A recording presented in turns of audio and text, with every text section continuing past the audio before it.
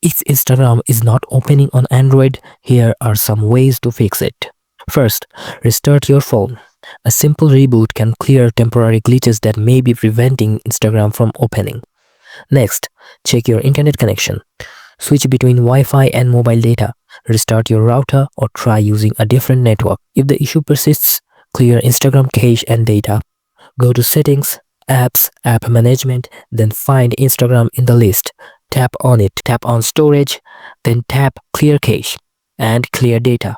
But clearing data will log you out, so make sure you remember your password. Make sure your Instagram app is updated. Go to the Google Play Store, search for Instagram and update if it needed. If the app still won't open, force stop Instagram by going to Settings, Apps, App Management, then find Instagram in the list. Tap on it, then force stop, then try reopening it. Check if Instagram is down by visiting a website like Down Detector or checking Twitter reports. If Instagram servers are down, you'll need to wait for them to fix it. If you are using a VPN, disable it, as Instagram may block logins from certain IP addresses. If the issue still persists, update your Android system software by going to Settings, System, Software Update, then restart your phone. If nothing works, uninstall and reinstall Instagram from the Google Play Store.